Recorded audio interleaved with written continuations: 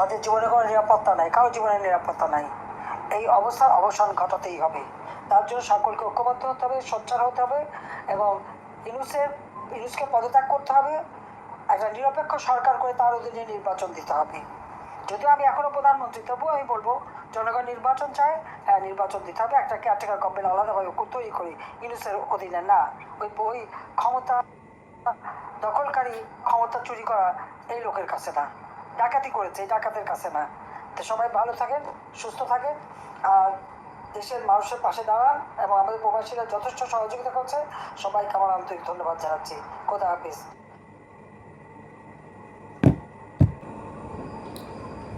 পরিস্থিতি অনেক পাল্টে গেছে। কিভাবে পাল্টালো পরিস্থিতি? 5 আগস্টের পরে আমরা দেখলাম যে বাংলাদেশের রাজনৈতিক পরিস্থিতি দিনের মধ্যে কয়েকবার পাল্টালো। প্রতিদিন সকালে একরকম, দুপুরে একরকম, বিকেলে একরকম, রাত্রে একরকম। 5 আগস্টের থেকে আপনি আগস্ট, সেপ্টেম্বর, অক্টোবর, নভেম্বর এই মাসগুলোতে দেখেন, ক্ষণে ক্ষণে রাজনৈতিক প্রেক্ষাপট পরিবর্তন হয়েছে। ক্ষণে ক্ষণে আন্দোলন, ক্ষণে ক্ষণে চাওয়া, ক্ষণে ক্ষণে দমন, নানান ধরনের কার্যক্রম আমরা দেখছি। ক্ষণে ক্ষণে নানান একই মানুষ একই দিনে দুইটা সময় দুইভাবে বক্তব্য দিতেছেন। এরকমভাবে রাজনৈতিক প্রেক্ষাপট বা রাজনৈতিক যে একটা পরিস্থিতি তাৎক্ষণিকভাবে পাল্টে যেতে আমরা 5 আগস্টের পর দেখছি। বর্তমান সময়ে পরিস্থিতিটা আগের মতো ঘন ঘন পরিবর্তন না হলেও আওয়ামী লীগের ক্ষেত্রে আজকে 21শে আগস্ট আমার কাছে মনে হচ্ছে যে অন্তত আওয়ামী লীগের পরিস্থিতি পাল্টে গেছে। আমি প্রথমে আপনাদেরকে আওয়ামী সভানেত্রী শেখ হাসিনার যে বক্তব্যটি শোনালাম, আমার ইউটিউব চ্যানেলে আমি অন্য কারো বক্তব্য প্রচার করি না, কিন্তু আজকে করলাম আপনাদেরকে দেখানোর জন্য। এবং এই যে এই সোর্সটা আপনাদেরকে আগে আমি দেখালাম, কারণ আওয়ামী লীগের কর্মকাণ্ড নিষিদ্ধ হওয়ার বেশ কিছুদিন আগে আদালত থেকে নির্দেশনা আসছে যে আওয়ামী সভানেত্রী শেখ হাসিনার কোনো বক্তব্যই কোনো টেলিভিশন, কোনো মিডিয়া, পত্রিকা বা ব্যক্তি পর্যায়েও কেউ প্রচার করতে পারবে না।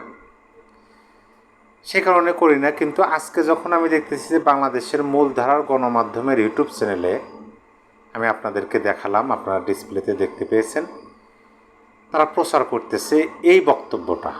আওয়ামী সভানেত্রী প্রতিদিনই বক্তব্য দেন, প্রায় প্রতিদিনই বক্তব্য দেন আওয়ামী লীগের ভেরিফাইড ইউটিউব এবং ফেসবুক পেজে। আওয়ামী লীগের অনেক নেতাদের ইউটিউব আছেন, ফেসবুক আছে, তাদের চ্যানেলে প্রচার হয়। কিন্তু মূলধারার গণমাধ্যমে আমি অনেক দিন পরে, নির্দেশনার পরে হয়তো বা 2-1টা চ্যানেলে দেখছিলাম কিছু কিছু বক্তব্য তারা প্রচার করছেন, খণ্ড বক্তব্য, এবং সেখানে তারা ভয়েস দিয়ে কথাটা তারাই উপস্থাপন করছেন, এরকমভাবে প্রচার করতে দেখছি। কিন্তু আজকে 2025 সালের 21শে আগস্ট আজকে মূলধারার গণমাধ্যমগুলো এটা প্রচার করতেছে এবং আনকাট, কোনো কাট নাই, একদম যতটুকু মূল বিষয় সেই ততটুকু তারা প্রচার করতেছে।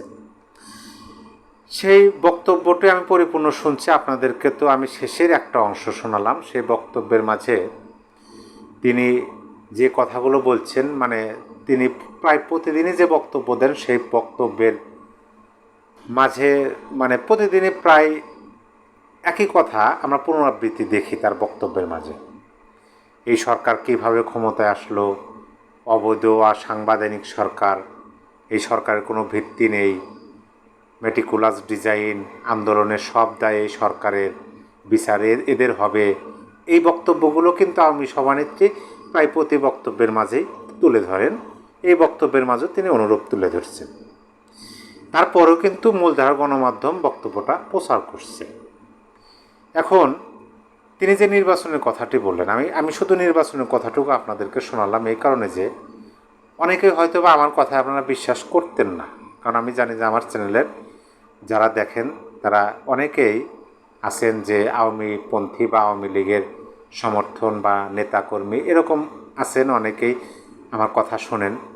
হয়তো বা তাদের কাছে বা সাধারণ মানুষের কাছে যারা আওয়ামী লীগকে পছন্দ করে বা বঙ্গবন্ধুকে পছন্দ করে অথবা আওয়ামী লীগকে পছন্দ করে না, যারাই আমার কথাগুলো শোনেন হয়তো বা এরকমও মনে হতে পারতো যে না, আমি হয়তো কি মন এমনি বলতেছি, যার কারণে আমি কথাটা শোনালাম। আওয়ামী লীগ নির্বাচনে আসতে চাচ্ছে। আওয়ামী লীগ এই সরকারের আমলে নির্বাচন করবে না, এই সরকারকে অবশ্যই পদত্যাগ করতে হবে, আর একটা সরকার আসবে, সেই সরকার নির্বাচনের সময়টা তত্ত্বাবধান করবেন। এখন এটা কেন হচ্ছে? আমি প্রথমে কিন্তু বললাম পরিস্থিতি পাল্টে গেছে, অন্তত আওয়ামী লীগের ক্ষেত্রে পরিস্থিতি পাল্টে গেছে। যদি পরিস্থিতি না পাল্টাবে তাহলে শেখ হাসিনা কেন নির্বাচনের কথা বলতেছেন?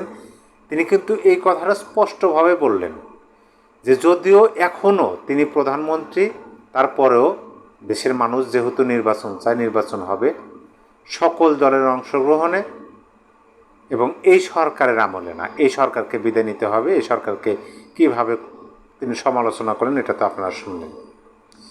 এখন আপনি ধরেন যে এই সরকারের আমলে না, অন্য সরকারে আসলো, সেই সরকার আমলে আওয়ামী লীগ নির্বাচন করবে, তাহলে কি তাদের যে মানে দাবি যে এখনও তারা প্রধানমন্ত্রী, সেটা কি তারা উজ্জ্ব করে নিলেন?